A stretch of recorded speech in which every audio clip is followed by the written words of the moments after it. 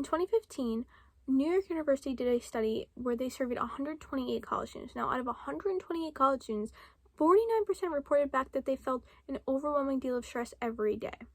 Now, we can only imagine what those numbers are like after the pandemic, when students have had to deal with online schooling, they've had to deal with a lack of social interaction, and they've had to deal with the uncertainty that the pandemic has brought.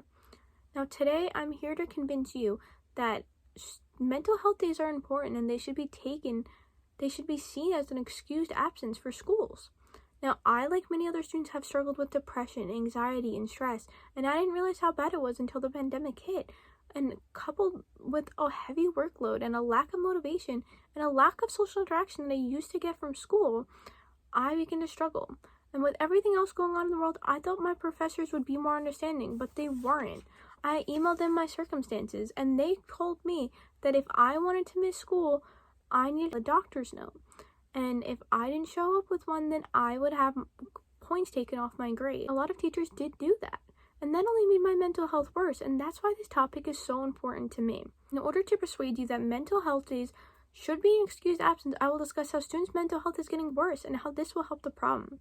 Now, students' mental health is taking a toll. They've been taking a toll across all of America, where they have reported higher rates of depression, anxiety, and other mental illnesses than ever before. Now, according to the New York Times article, Teens Are Advocating for Mental Health Days Off of School by Christina Karen, University of Michigan C.S. Motts Children's Hospital surveyed parents in January 2021, and almost half reported back that their teenagers were showing signs of new or worsening mental health. On top of that, Sasha Slane and Alyssa Roth discussed an article published by APM Reports how a national survey of college students was done in 2020 showed that 40% experienced depression, 33% struggled with anxiety, and about 14% have considered suicide in the past year. And here we have a graph that shows the mental illnesses and how they've worsened over the past couple of years. Now, a problem is that students do not receive the proper resources at school to handle their mental health. There's a lack of counselors across America. Sasha and Alyssa both discussed in their article Under Pressure that was published in 2021 that according to a survey of directors of college counseling centers in 2020, almost 90% reported an increase for demand in their services, although enrollment for many colleges stayed the same. Now, they also used interviews of Janovic and Morello, both who are students at Skidmore College, who cannot get access to mental health resources. They both went separately at separate times to the mental health resource, to the counseling center on campus, and they were both sent away because their situations were not considered emergencies, and that they did not have appointments for them anytime soon. They were told to go into town to look for resources, which is unfair to students who pay to go there, and a lot of students struggle financially and cannot afford counselors off of campus. What's even worse is that some schools don't even provide mental health resources. And Under Pressure again, they found out that Policy 6.4 in Virginia states community colleges in the state of Virginia do not have mental health resources for students. Now, students need mental health days to relieve stress, anxiety, and depression, and more if there's a lack of counselors or even no counselors at all on their college campuses. Now, Cross Sabres highlights a discovery that was made by the American College Health Assessment, and it showed that how stress can cause more than 25% of students to report having trouble finishing a class or receiving lower grades.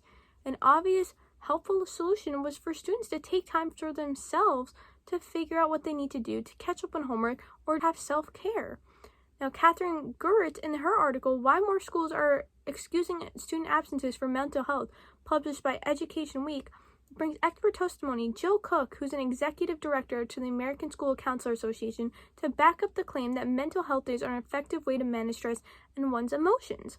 Now, in conclusion, mental health days are important and should be a valid school absence.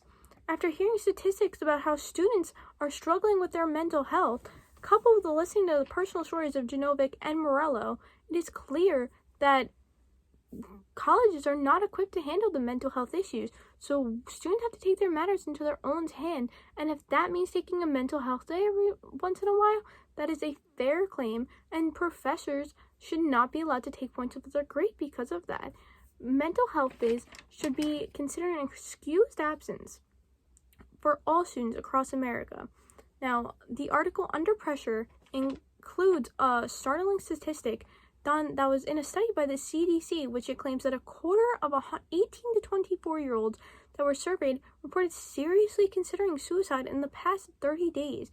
Now I want everyone to visualize in the audience, what if that was a student that you knew personally? Or what if that was one of your family members who were still in college or high school? How would you feel if you found out they were one of the students who were surveyed? I want you to walk away from this speech understanding how many students are struggling and how mental health day can help them get back on track. Thank you.